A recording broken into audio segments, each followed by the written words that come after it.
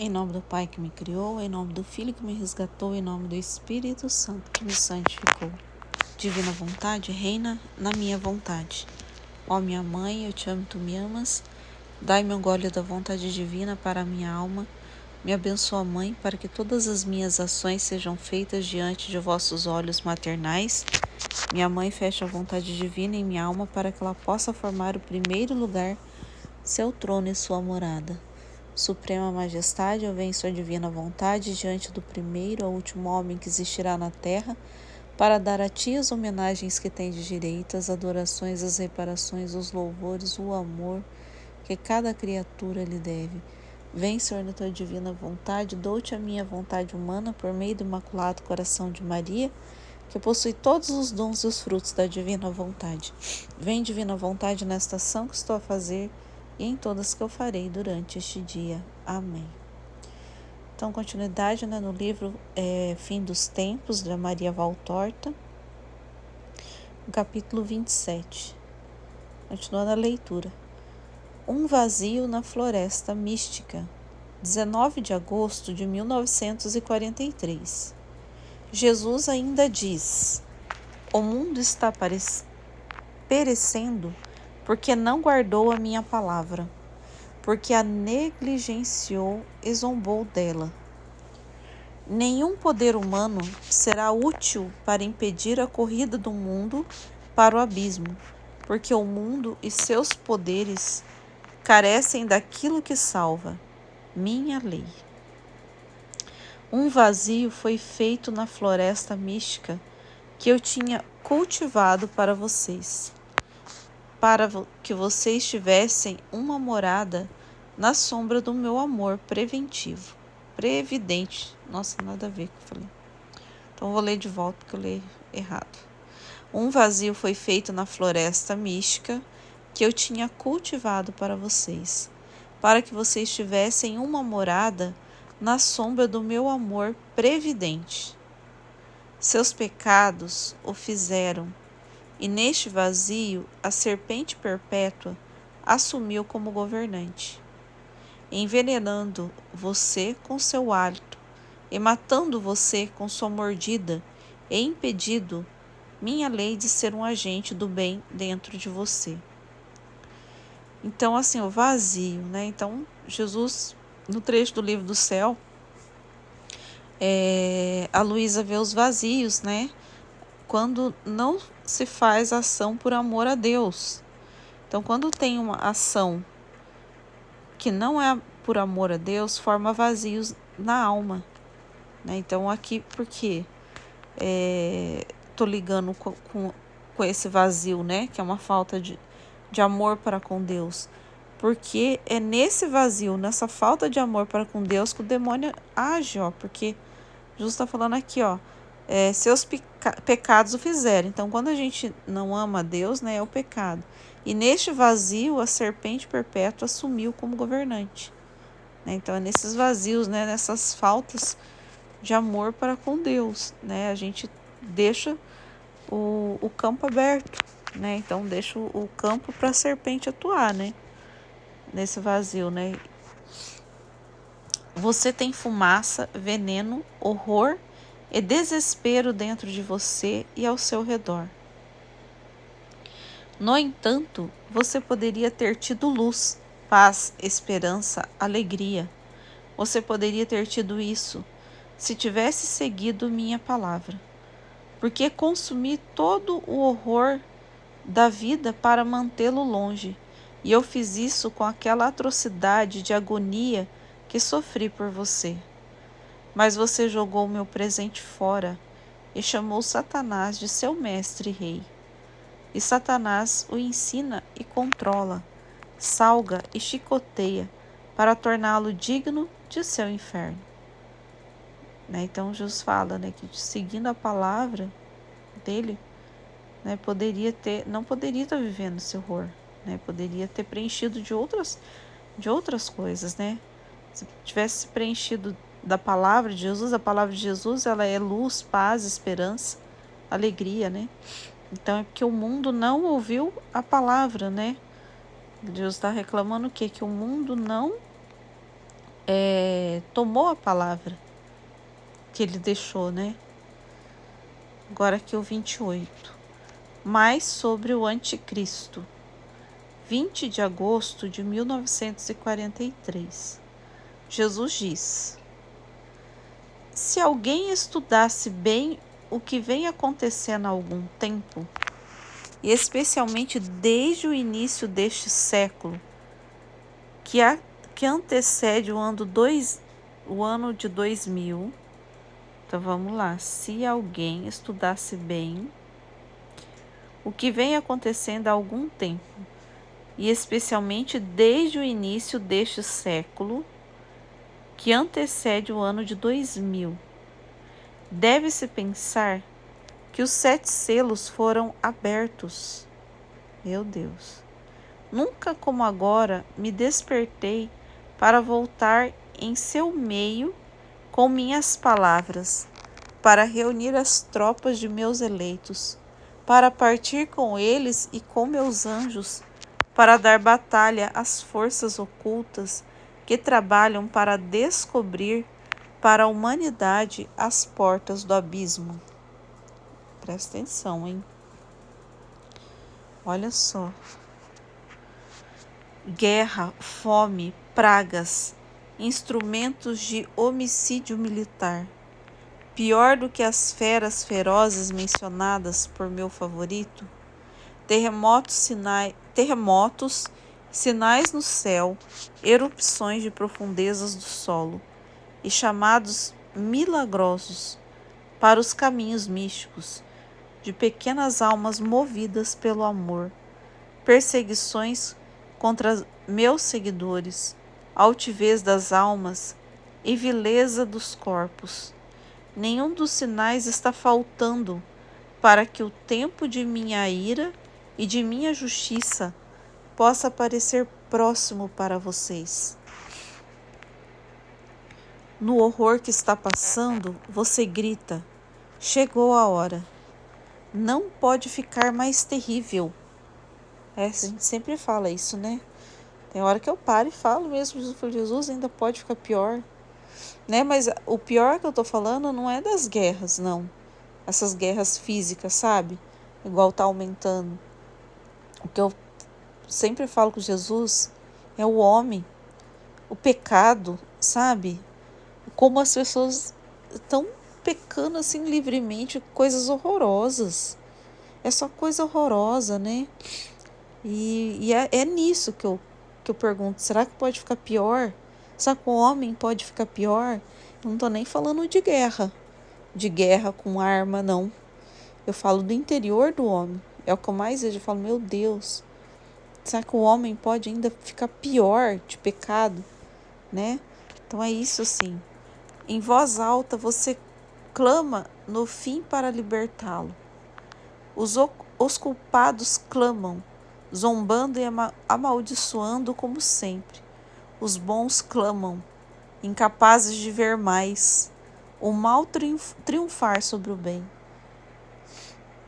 Paz, meus eleitos, mais um pouco e eu virei. A soma total do sacrifício necessário para justificar a criação da humanidade e o sacrifício do Filho de Deus ainda não está completa.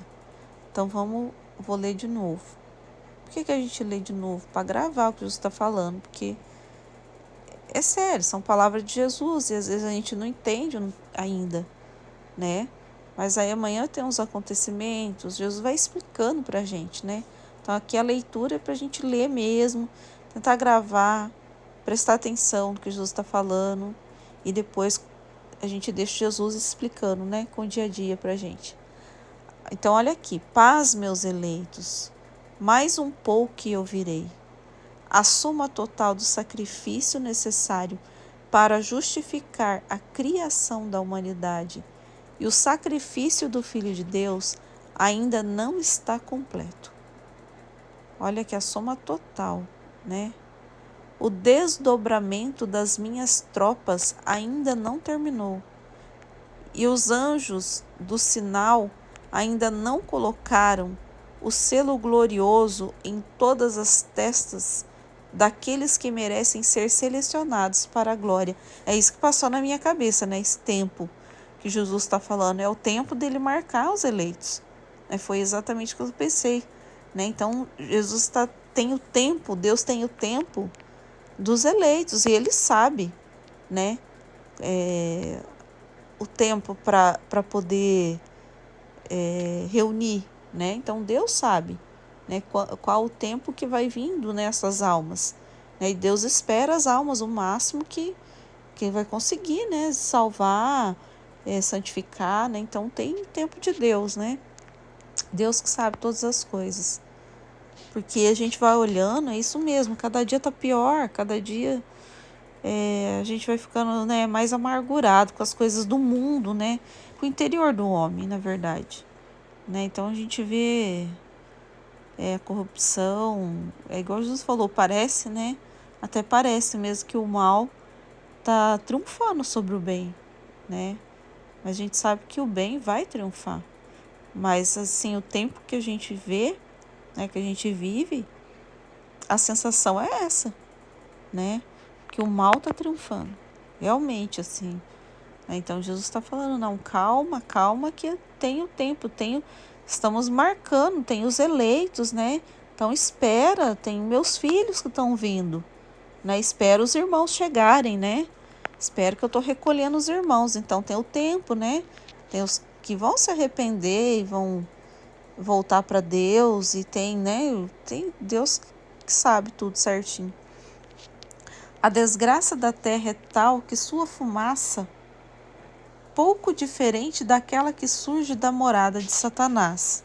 Olha só, né? A terra está subindo qual fumaça, né? Sobe aos pés do trono de Deus com um ataque sacrílego. Antes da aparição de minha glória, leste e oeste devem ser purificados para serem dignos do aparecendo do meu rosto. Olha só. Então vai ter a purificação antes, né? Jesus vai vir em sua glória, mas antes terá a purificação. Há incenso que purifica e azeite que consagra o grande altar sem limites, onde a última missa será celebrada por mim, o eterno pontífice, servido no altar por todos os santos que o céu e a terra terão naquela hora. Olhos são as orações e sofrimentos dos meus santos, os queridos do meu coração, os já marcados com o meu sinal, a bendita cruz, antes que os anjos do sinal os marcem. Nossa, não sei que palavra que é essa, né? Marcem.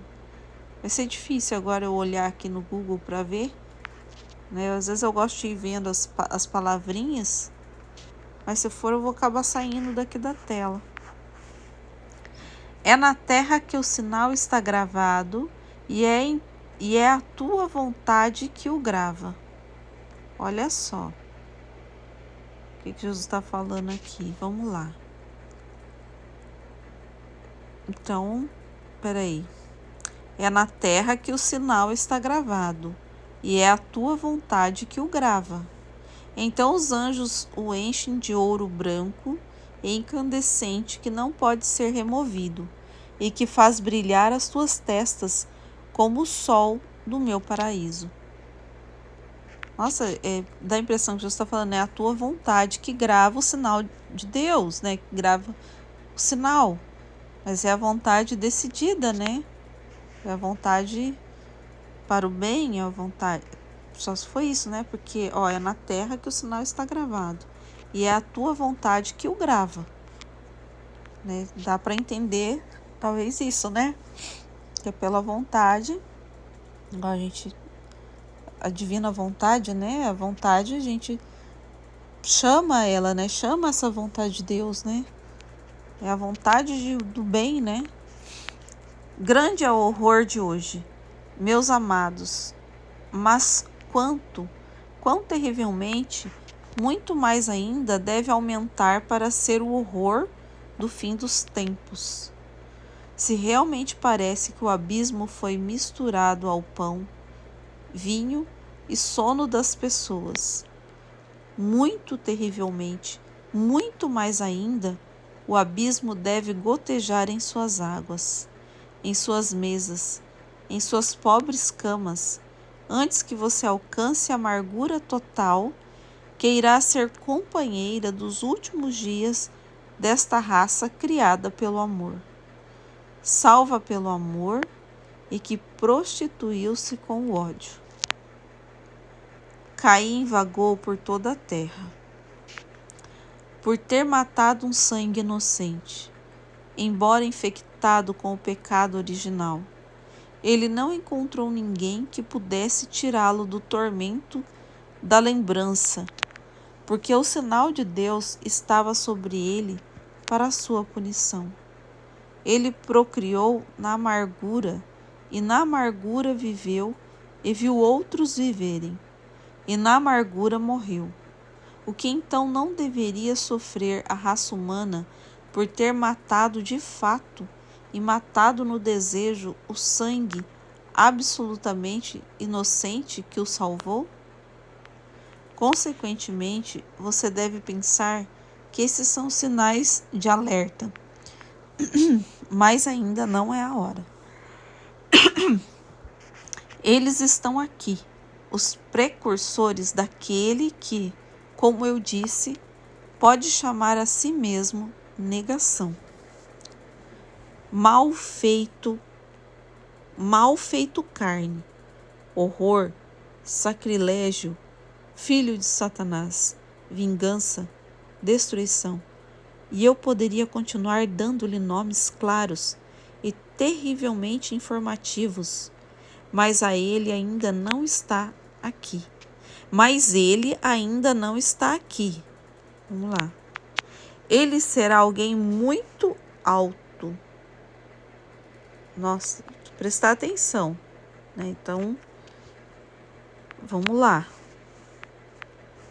Ele será alguém muito alto, alto como um corpo celestial, não uma estrela humana que brilha em um céu humano, mas um corpo celestial de uma esfera sobrenatural. Cedendo à tentação do inimigo, ele experimentará o orgulho após a humildade, ateísmo após fé, luxúria após castidade, desejo por ouro após pobreza evangélica, sede de honras após ocultação. Seria menos assustador ver uma estrela da abóbada celeste abatida do que ver esta criatura eleita cair nas espirais de Satanás, copiando o pecado de seu pai escolhido. Lúcifer, por orgulho, tornou-se um maldito e escuro O anticristo, pelo orgulho de uma hora, se tornará um maldito, o sombrio, após ter sido um corpo celestial no meu exército. Nossa, difícil de entender, né? Aqui, olha, tudo bem, Jesus está falando aqui, ó, que não era a hora ainda, que tem os precursores daquele, como eu disse, pode chamar esse mesmo de negação, né? Então, negação é o Satanás, né? Mas ele ainda não está aqui, né? Então, ele está falando que ainda não sei, né? Nessa hora aqui que ele estava falando, ainda não tinha nascido. Aí ele será alguém muito alto, alto como um corpo celestial, não uma estrela humana que brilha em um céu humano, mas um corpo celestial de uma esfera sobrenatural, cedendo à tentação do inimigo. Então vai ceder à tentação do inimigo. Ele experimentará o orgulho após a humildade, ateísmo após a fé. Então será que alguém que era humilde, que tinha fé, que tinha castidade e depois começou a negação, né? De humildade ele se tornou orgulhoso, de fé um ateu, de castidade foi para luxúria, né? Porque tá após castidade, né? Então a luxúria, após a castidade, desejo por ouro, após pobreza evangélica, sede de honras, após ocultação. Então, será que alguém que tinha, né, pelo trecho seguinte, é alguém que negou tudo, né, que experimentou humildade, fé, castidade, pobreza evangélica aqui, né, ocultação, era oculto. Aí ele era esse e negou tudo isso e caiu na tentação do demônio e adquiriu orgulho, ateísmo, luxúria. Dá a impressão que é isso, né? Porque tem hora que eu não entendo muita linguagem, mas olha aqui, ó. Porque no próximo parágrafo Jesus fala, né, ó. Seria menos assustador ver uma estrela da abóbada celeste abatida do que ver essa criatura eleita cair nas espirais de Satanás. Olha só. Copiando o pecado de seu pai escolhido, né? Então eles experimentam as coisas de Deus e nega e escolhe, né, Lúcifer, né? Por orgulho tornou-se o maldito e escuro o anticristo, pelo orgulho de uma hora, se tornará um maldito e sombrio, após ter sido um corpo celestial do meu exército. Nossa, vamos ver. Sua abjuração sacudirá os céus sob um profundo estremecimento de horror e fará os pilares de minha igreja tremerem no desânimo provocado por sua queda. Olha só. Como recompensa por sua abjuração. Nossa, queria ver o que é essa palavra, mas não sei se eu vou conseguir. Olha o que é abjuração, gente.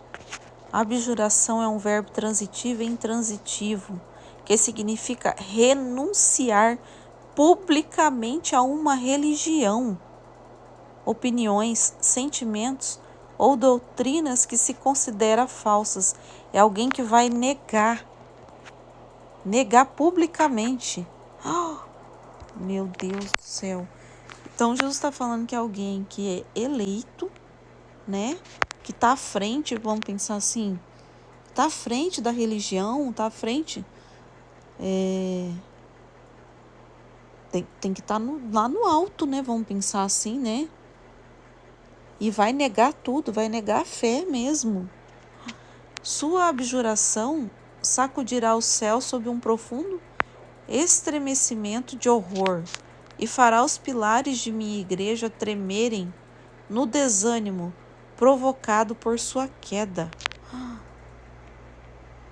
Como recompensa por sua abjuração, por sua negação da igreja, ó, uma negação da igreja, ele receberá a ajuda de Satanás por completo. Meu Deus! Satanás lhe dará as chaves do buraco do abismo para ele abrir, na verdade, para abri-lo completamente, para deixar sair os instrumentos de horror que Satanás vem montando há milhares de anos para levar as almas, as pessoas clamarem de desespero, para que por si mesmas invoquem Satanás como rei e corram atrás do anticristo para segui-lo. Nossa! O anticristo será o único que poderá abrir as portas do abismo para deixar o rei do abismo sair. Assim como Cristo abriu as portas do céu para deixar sair a graça e o perdão que transformam os seres humanos em deuses como Deus. Ai, gente do céu. E reis de um reino eterno. Olha o que Jesus está falando aqui. A divina vontade, né? Da graça e o perdão e transformar o homem, né? Que transforma o homem em próprio Deus, onde é a habitação de Deus. E reis, né? De um reino eterno, no qual sou o rei dos reis. Nossa, até do eu agora, né? A gente vê a diferença, né? Do que é Jesus e do que é o anticristo. Assim como o Pai me deu todo o poder, Satanás dará ao anticristo todo o poder. Imita Deus, né? Imita Deus em tudo, né? E especialmente todo o poder de sedução, para influenciar sua comitiva, os fracos e corroídos pelas febres das ambições como ele. Sua cabeça é, em sua ambição desenfreada, sua cabeça, né? Depois aqui ficou um L, que eu não sei, ficou estranho. Em sua ambição desenfreada, ele encontrará as formas sobrenaturais de Satanás de ajuda ainda muito pouco e buscará outra ajuda nos inimigos de Cristo. Estes devem estar armados com armas mais mortíferas. Como sua luxúria pelo mal foi capaz de levá-los a criar a fim de espalhar o desespero entre as multidões. Eles o ajudarão até que Deus diga basta, e os reduzirá a cinzas com o esplendor de seu semblante. Tem havido muita especulação sem objetivo ao longo dos séculos sobre o que o João diz no capítulo 10 do Apocalipse. Não foi por um homem anseio e um desejo respeitável de encontrar um remédio para o mal iminente. Foi apenas por curiosidade inútil, mas quero que saiba, Maria, quero que saibam, Maria, que permito que vocês saibam o que pode ser útil saber, e oculto o que acho bom que vocês não saibam. Jesus já falou essa palavra, né? Aqui, num outro trecho aqui do fim dos tempos, né? Que ele fala o que é necessário a gente saber, né? Permito que saiba o que pode ser útil, né? E o que não é útil, Jesus está falando aqui, oculto, né? Vocês são muito fracos, meus pobres filhos, para saber os nomes do horror dos 7 trovões apocalípticos. Meu anjo disse a João: sela as coisas que os 7 trovões falaram, e não as escrevas. Digo que ainda não é a hora de abrir o que foi selado. E se João não o escreveu, não o direi. Afinal, não cabe a você provar aquele horror. E então, tudo o que resta a você fazer é rezar por aqueles que terão que passar por isso. Ore por força para não faltar a eles. Ore para que não se aproximem da multidão que, sob o duro flagelo, não ouvirá falar em penitência e blasfemará contra Deus em vez de clamar por sua ajuda.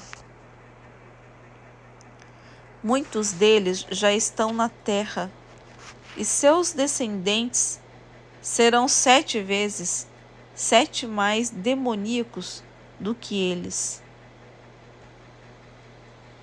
Eu, não o meu anjo, eu mesmo juro que quando o trovão da 7ª trombeta passar e o horror do 7º flagelo for executado, sem que a raça de Adão reconheça Cristo, o Rei, Senhor, Redentor e Deus, e invoque a sua misericórdia. Seu nome em que está a salvação. Eu, por amor de meu nome e de minha natureza, juro que congelarei o momento na eternidade. O tempo cessará e o julgamento começará. O julgamento que separa para sempre o bem do mal, após milhares de anos de coabitação na terra. O bem voltará à fonte de onde veio. O mal cairá onde foi lançado na época da revolta de Lúcifer, e de onde saiu para perturbar a fraqueza de Adão na sedução dos sentidos e do orgulho. Então o mistério de Deus chegará ao fim. Então você conhecerá a Deus, todos da terra, desde Adão até o último nascido, reunidos como grãos de areia nas dunas do país eterno, verão o Senhor Deus, Criador, Juiz, Rei. Sim, todos vocês verão este Deus, a quem vocês amam, blasfemam, seguem, desprezam, abençoam, rejeitam, servem, evitam. Vocês o verão. Então saberão o quanto ele mereceu o seu amor e como foi louvável para servi-lo. Ó, a alegria de quem se terá esgotado em amá-lo e obedecê-lo. Ó, o terror daqueles que foram seus Judas, seus Caíns, daqueles que preferiram seguir o oponente e o sedutor, em vez da palavra encarnada, palavra em quem a redenção é encontrada. O sedutor em vez de Cristo, o caminho para o Pai. O sedutor em vez de Jesus, a verdade santíssima. O sedutor em vez da palavra da verdadeira vida. Agora o capítulo 29. As duas testemunhas do Apocalipse 11. Eu darei as minhas duas testemunhas e profetizarão por 1260 dias, vestidas de saco. Apocalipse 11:3. Vou ler de novo, né? Porque Jesus vai explicar isso aqui. Então, eu darei as minhas duas testemunhas, e profetizarão por 1260 dias, vestidas de saco. Apocalipse 11:3. 21 de agosto de 1943. Jesus diz: todos os mestres da fé, pontífices, bispos, almas inspiradas, doutores da igreja, almas permeadas pela luz e pela voz. Todos eles se encaixam nas minhas duas testemunhas. Olha só o que Jesus está falando, né? Então, todos eles, com uma voz livre de qualquer traço humano. Eles me proclamaram e a verdade de minha doutrina e colocaram o selo de santidade. Tristeza e também sangue na confirmação de sua voz. Odiados como eu, mestre dos mestres, santo dos santos, eles sempre foram mais ou menos atormentados pelo mundo e pelos que estão no poder. Minhas testemunhas são aquelas que, por seu próprio comportamento, falam ao mundo e aos grandes deste mundo: o que você faz não é certo. Então, testemunho pela vida mesmo, né? Olha, que pelo próprio comportamento, então, dá testemunho de vida, né? Porque quem não tá certo tá fazendo a coisa errada. E quem dá testemunho de vida, ele simplesmente não faz. Às vezes não precisa nem falar nada. Mas ele só do que faz certo, olhar para essa pessoa, ele vê a contradição, né? Então, quem tá no mundão, olhar para alguém que tá dando testemunho de Cristo, é só olhar para aquela pessoa, só observar a vida no outro, né? Já vai já vai tá mostrando essa condenação, né? Já vai estar dizendo isso, né? O que você faz não é certo, né? Mas quando chegar a hora do filho de Satanás, o inferno, subindo do abismo aberto pelo anticristo, travará uma guerra implacável contra eles. E do ponto de vista humano, os esmagará e matará. Mas não será uma morte real. Olha só, presta atenção, né? Porque às vezes a gente pensa que a gente vai ser sacrificado de morte mesmo, né? Que vão vir, vão matar e tal. Mas não é essa morte, né? A morte é... Olha lá, Jesus está falando, mas não é uma morte real. Na verdade, será a vida de vidas, vida real e gloriosa. Porque se aqueles que seguem minha lei nos mandamentos têm vida, que infinita plenitude de vida será dada àqueles que seguirem também meus conselhos evangélicos de perfeição e conduzir seu ser comigo ao sacrifício total por amor a seu Jesus. O eterno imolado, a quem eles imitam a ponto de sacrificar suas vidas? Então, deixa eu ver de novo, né? Porque Jesus está falando, não será uma morte real. Na verdade, será a vida de vidas, vida real e gloriosa. Mas vamos ver. Porque se aqueles que seguem minha lei nos mandamentos têm vida, né? Então, se quem segue a Cristo, ele tem vida, né? Não é uma morte... Não vai morrer, porque quem segue a Cristo tem vida, né? Que infinita plenitude de vida será dada àqueles que seguirem também meus conselhos evangélicos de perfeição e conduzir seu ser comigo ao sacrifício total por amor a seu Jesus, o eterno imolado a quem eles imitam a ponto de sacrificar suas vidas. Aqueles que renunciarem ao que é mais caro ao ser humano, a vida, para me seguir por amor a mim e aos irmãos e irmãs, serão chamados a uma ressurreição extraordinariamente brilhante. Jamais me cansarei de repetir isso. Nada é maior do que o amor no céu e na terra, e nenhum amor é maior do que o de quem dá a vida pelos irmãos.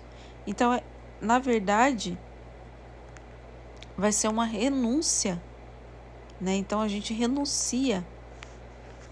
Eu pensei aqui na morte da vontade humana mesmo, né? Porque Jesus não está falando que é uma morte de corpo, né? É um sacrifício de entregar a vida por amor, né? E é uma renúncia, né? Uma renúncia, na verdade, né? E eu pensei aqui na vontade, né? Porque aqueles que renunciaram o que é mais caro ao ser humano, a vida, para me seguir por amor a mim e aos irmãos e irmãs, serão chamados a uma ressurreição extraordinariamente brilhante, né?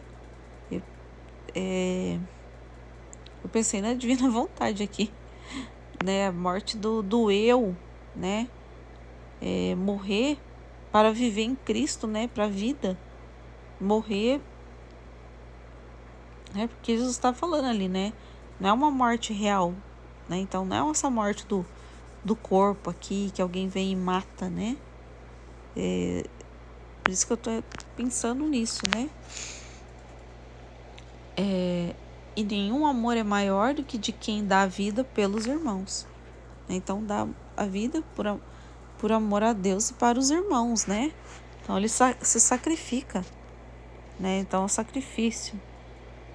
O sacrifício da própria vida, né? Em amor a Deus e aos irmãos. Mas eu pensei na divina vontade, né? Na vontade humana mesmo, a morte da vontade humana, né? Foi isso que eu pensei aqui. Olha só, capítulo 30. Segunda Guerra Mundial. Meu Deus, ó, a Segunda Guerra Mundial é uma das primeiras batalhas. É uma das, né? Meu Deus. Então vamos lá. 21 de agosto de 1943. Jesus ainda diz: Eu disse a você um dia que na tragédia de hoje as forças de Satanás já estão em movimento. E Satanás enviou seus anjos das trevas para incitar os reinos da terra uns contra os outros. A batalha sobrenatural já começou. Ela está acontecendo. Ela se mantém nos bastidores da batalha humana, em pequena escala. Não é em pequena escala em tamanho, é em pequena escala em termos de motivos. O motivo humano em pequena escala não é, repito, não é a causa da batalha. Não é. Outra coisa é o verdadeiro motivo que torna irmãos em bestas selvagens, assassinas, que dão uma mordida umas nas outras e matam umas às outras. Você luta com seus corpos, mas o que está realmente lutando são suas almas. Você luta por ordens de 4 ou 5 homens poderosos. Você pensa que é assim. Não. Apenas um executor está por trás dessa ruína. Ele está na terra porque você quer que ele esteja lá. Mas ele não é desta terra. Satanás é aquele que puxa os cordões deste banho de sangue, em que são mais as almas que morrem do que os corpos. Olha só, essa é uma das primeiras batalhas. O reino do anticristo precisa de um cimento feito de sangue e ódio para se consolidar. Meu Deus do céu. Né? O que é uma guerra? Né? É uma nação com ódio da outra, senão não tem guerra. Né? Meu Deus. E vocês, não mais capazes de amar, os servem com consciência e cortam as gargantas uns dos outros e amaldiçoam aquele que é seu mal. Amaldiçoam a Deus, que luta com seus anjos para salvaguardar o que é dele. Fé nos corações dos cristãos. Bondade nos corações dos bons. Então, olha qual que é a luta de Deus, né? A luta de Deus é para guardar os corações, né? A bondade, a fé. Não sou eu que faço uma seleção por enquanto. Vocês mesmos estão se classificando por sua própria vontade. Aqueles que, apesar do horror, podem reconhecer que Deus é sempre Deus, em outras palavras, bondade e justiça, e que a salvação é encontrada ao seguir a lei de Deus, separa-se daqueles que negam essas verdades. Os primeiros sobem para a luz, os outros caem para as trevas. Realmente, Satanás aspira com seus demônios escalar o céu pela segunda vez. Mas, impelido de volta por meu arcanjo, ele desce à terra para vencer a Deus por meio do coração de seus filhos, pois cada alma perdida é uma derrota para Deus. Os corações das pessoas não têm mais a chama do Espírito. Eles não têm mais a vida do Espírito. Eles são nódulos de pecado, nos quais a triunfante luxúria destruidora do Espírito floresce. Bem-aventurados aqueles que venceram em virtude do sangue do Cordeiro e permaneceram e sempre permanecerão fiéis. Bem-aventurados aqueles que rejeitam Satanás e suas seduções e não ficaram ansiosos por seus aparentes triunfos, seus esforços lançados nesta hora, que sabe ser breve para o seu reinado de maldição. Bem-aventurados os que permaneceram fiéis a Cristo e à sua Igreja, desmembrados pela perseguição anticristã. A Igreja, Marte, invencível como o grande Marte, seu esposo, o Cristo crucificado. A Igreja, ressuscitando mais bela, depois de sua morte aparente, para vir glorificada ao céu, onde o verdadeiro pontífice a espera para celebrar o casamento. Vou terminar nesse 31 então, né? Terminar aqui. 31. As duas bestas. Satanás tem seus leais demônios, um imitando Miguel e o outro imitando Gabriel. Nossa, tudo imita. 22 de agosto de 1943. Jesus disse: Eu disse um dia que o eterno invejoso tenta imitar Deus em todas as manifestações de Deus.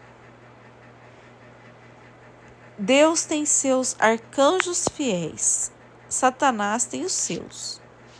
Miguel, testemunha de Deus, tem um imitador infernal, e também Gabriel, poder de Deus. A primeira besta saindo do mar que com voz de blasfêmia faz os idiotas proclamarem: quem é como a besta? Corresponde a Miguel. Vencido e ferido por Miguel na batalha entre as hostes de Deus e de Lúcifer no início dos tempos, e curado por Satanás, a primeira besta odeia Miguel até a morte e a ama Satanás. Se pode falar de amor entre demônios, melhor dizer que ele está absolutamente sujeito a Satanás.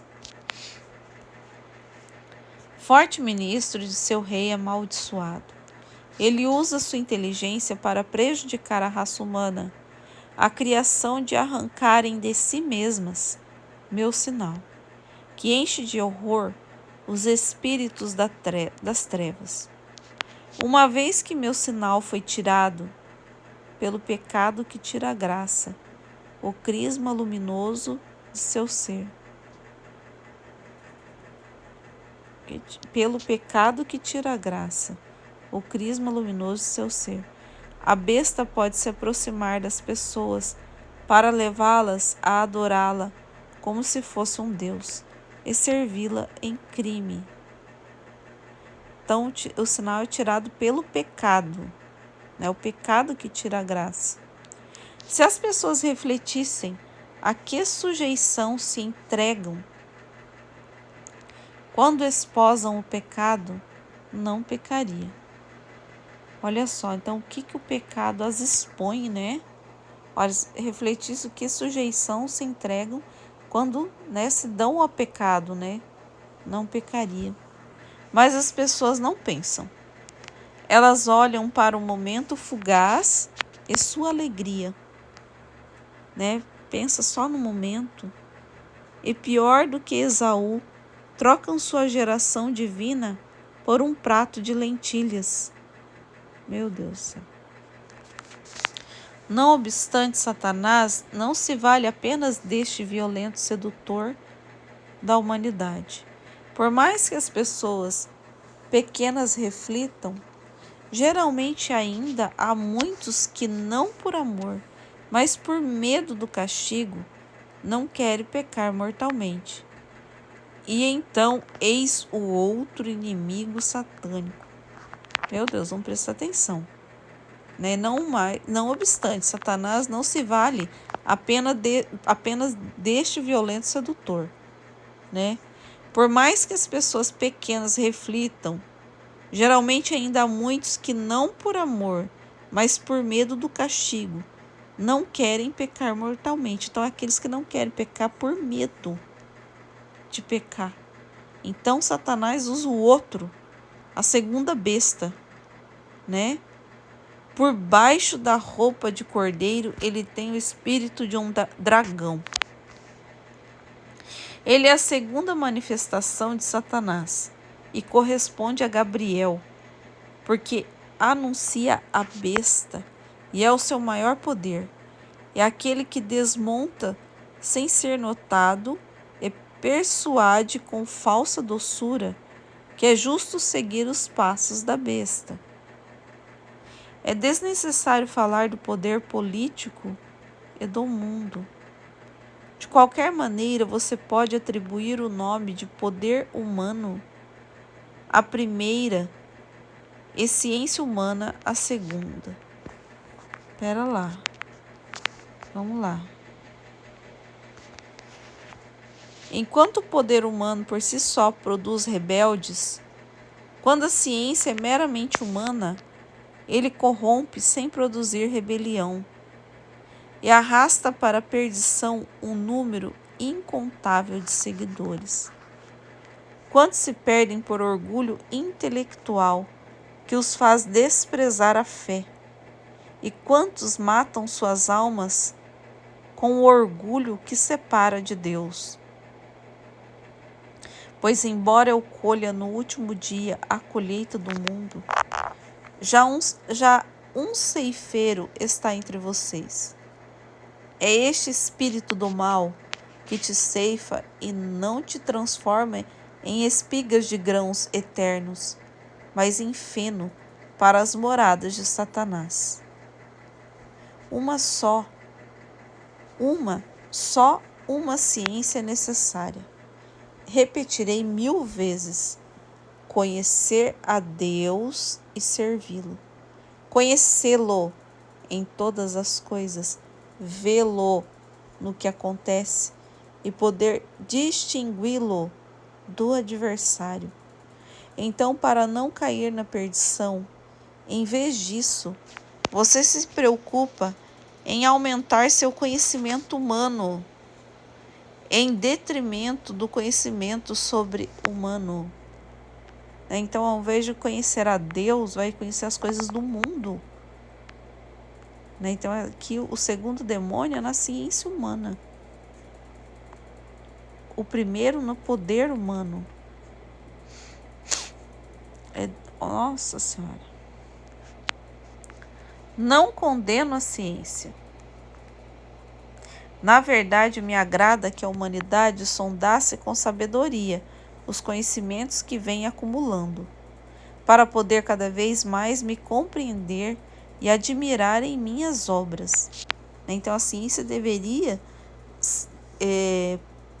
para revelar Deus. Então, Jesus está falando aqui, se o homem usasse a ciência para revelar Deus, para mostrar Deus em todas as coisas, seria um bem, mas é o contrário, eles querem provar que Deus não existe, é o contrário. Dei-vos inteligência para isso, propósito, mas você deve usá-lo para ver Deus na lei das estrelas, na formação das flores e na concepção dos seres. Não usá-lo para violar a vida ou negar o Criador. É o que eu estava falando agora, Então usam para negar. Na verdade era para usar para revelar a Deus. A ciência comprovar a existência de Deus. E comprova. A gente sabe que aqueles que levam... Tem pessoas que traz a ciência e traz os mistérios de Deus junto. Traz ali. Mas até fala que mostra provando que Deus existe. É totalmente diferente, mas são poucos. Racionalismo, humanismo, filosofismo, teosofismo, naturalismo, classicismo, darwinismo. Você tem escolas e doutrinas de todos os tipos e se preocupa com todas elas. Embora a verdade seja muito pervertida ou eliminada nelas. É apenas a escola do cristianismo que você não deseja seguir e examinar de perto, né? Então, imagina, né? Eu vejo minha filha aí que tem que fazer cursinho lá, tô fazendo cursinho porque o pior ainda é que ela escolheu medicina. Então, imagina. Gente, tem que consumir um conteúdo. E eu já pensei nisso, sabe? Falar, ai meu Deus do céu, ela precisa saber de tanta coisa que já passou isso na minha cabeça. Falei, ai meu Deus, que não vai valer de nada para Deus. Exatamente, sabe? Eu pensei nisso. Aí eu falei, meu Deus, a menina tem que consumir tanto conteúdo que não vai valer de nada para Deus. Nada. Aquilo não serve de nada. Porque não vê Deus, né? Tudo, sei lá. Já passou isso na minha cabeça, sabe? Falei, ai, Senhor, né? Mas, né, na mesma hora, graças a Deus, ela reza, ela confia, né? Ela tem a fé em Deus, né? Então, por isso que eu não fico assim tão preocupada, mas se for ver mesmo, né? É um conteúdo, assim, que é ciência humana só. Já pensei nisso, já. Falei, meu Deus do céu, não é aquele conteúdo de saber Deus purinho, né? De ver Deus se revelando nas coisas, né? Igual a gente vai ver no livro do céu ali. Precisa de um tempo, né? Para estudar e conhecer Deus mesmo. Igual ele falou aqui, né?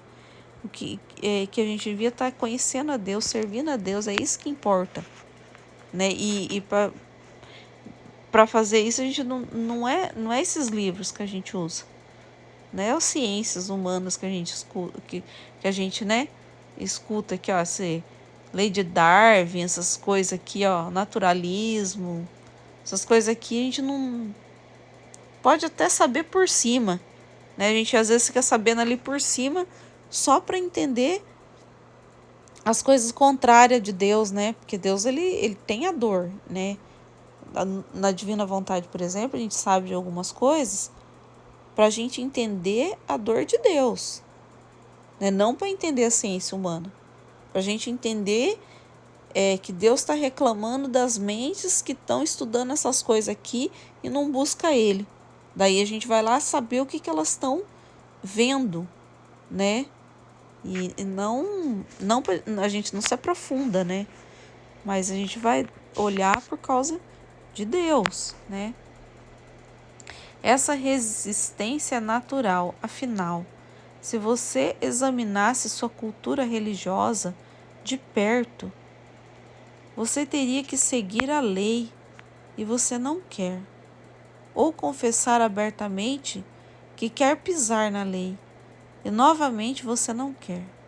E então você não quer se tornar um erudito na ciência sobrenatural. Então, essa resistência natural, se você examinasse sua cultura religiosa de perto, você teria que seguir a lei, né? Então, examinou a religião, você seguiria, né? Mas a gente não quer seguir. Ou confessar abertamente que quer pisar na lei. E, novamente, você também não quer. E então você não quer se tornar um erudito na ciência sobrenatural. Vamos ver o que é erudito? Vamos ver aqui. Deixa uma guia aberta aqui para a gente procurar. Erudito, significado. É um adjetivo que pode estar relacionado à música, à leitura ou à cultura em geral. Erudito é relacionado a qualquer coisa que seja bem elaborada, estudada, né? Então tinha que estudar, teria que estudar, ó. Cuidada como obras eruditas, música erudita, né? Que é qual o significado. Quem tem erudição, excesso de cultura e de conhecimento, né? Então o que a gente se tornaria? Vamos voltar aqui. Você teria que se tornar um estudioso, né, da ciência sobrenatural, né? Então ele está falando e a gente não quer, né? Então a gente teria que estudar e a gente não quer. É isso que ele está falando. Seus pobres tolos, o O que vocês farão com suas pequenas escolas e suas pequenas palavras quando tiverem que fazer o meu exame? Vocês lançarão de vocês a luz infinita da verdadeira ciência e pensaram que poderia iluminar suas almas com uma luz improvisada, apenas como alguns pobres lunáticos que pensariam que apagaram o sol e fizeram um novo com muitas lamparinas. Mas mesmo que a névoa esconda o sol está sempre lá, em meu firmamento. Vamos supor, justa está falando assim, o que adianta aprender essa ciência do mundo, e não conhecer a Deus? Ele está falando que a gente tinha que estudar, ter conhecimento de Deus, porque tem o exame de Deus. Ele falando, e o exame? Vamos supor, Jesus vem e aplica um exame, uma prova de conhecimento de Deus. Ele fala que esse é o verdadeiro exame, Então essa é a verdadeira prova que nós temos que passar, E aí a gente não conhece nada de Deus. É isso que ele está falando. A ciência a ciência estudada humana, a hora que chegar diante de Deus, nada vale. Vale aquilo que você se empenhou em conhecer, amar e servir a Deus. É isso que ele falou, sendo que a gente deveria apenas conhecer e amar a Deus. E isso é deixado de lado para conhecer as coisas do mundo, ciência do mundo, coisas que, a hora que chegar diante de Deus, não tem valor nenhum, E ele está perdendo tempo, Isso que ele está falando, estamos perdendo tempo. Vamos lá. Mesmo se com 2 doutrinas você criar uma névoa que velam o conhecimento e a verdade e o conhecimento ainda existem, porque vem de mim, que sou eterno. Busque a verdadeira sabedoria e você entenderá a ciência como ela deve ser entendida. Limpe suas almas de todas as suas superestruturas artificiais e coloque nelas a verdadeira fé. Como torres de uma catedral espiritual, florescerão em suas almas ciência, sabedoria, intelecto e fortitude, humildade e temperança, porque os verdadeiros estudiosos sabem não apenas o que é humanamente cognoscível, eles sabem também o mais difícil de todas as coisas: autocontrole em relação às paixões da carne e transformar suas partes inferiores em pedestais para que suas almas se elevem e seus espíritos sejam lançados para o céu, para mim que venho e sou, em todas as coisas, e que amam ser o verdadeiro e santo mestre de meus irmãos e irmãs. Olha aqui, depois a gente continua, Eu não vou fazer o 32 não, para não ficar muito longo, Então aí termina aqui, com aqui Jesus falando, busque a verdadeira sabedoria, porque é na verdadeira sabedoria que você vai encontrar todas as outras coisas. A ciência como ela realmente deve ser entendida, Então essa ciência que o cientista, a gente vê Deus, a gente começa a entender Deus nas coisas criadas, No livro do céu a gente vê muito isso.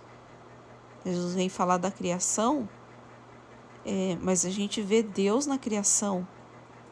E ele traz a criação como exemplo para a nossa alma, para a gente entender o que ele cria em nós, as belezas, Então a gente vê a ciência como a gente realmente deve entender, Então limpe suas almas de suas superestruturas artificiais, Não perder tempo, Não perder tempo com essas outras coisas, Focar somente nas coisas de Deus, A gente já tem, Tá com o livro do céu na mão, Aprofundar nas coisas de Deus, que é isso que realmente vai valer, para a eternidade, né? E entender como as coisas realmente são em Deus, né? Então, esse aqui é o último trechinho, né? Desse. No próximo, vamos continuar do 32. Estaremos sempre reunidos. Em nome do Pai, do Filho, do Espírito Santo. Amém. Fiat.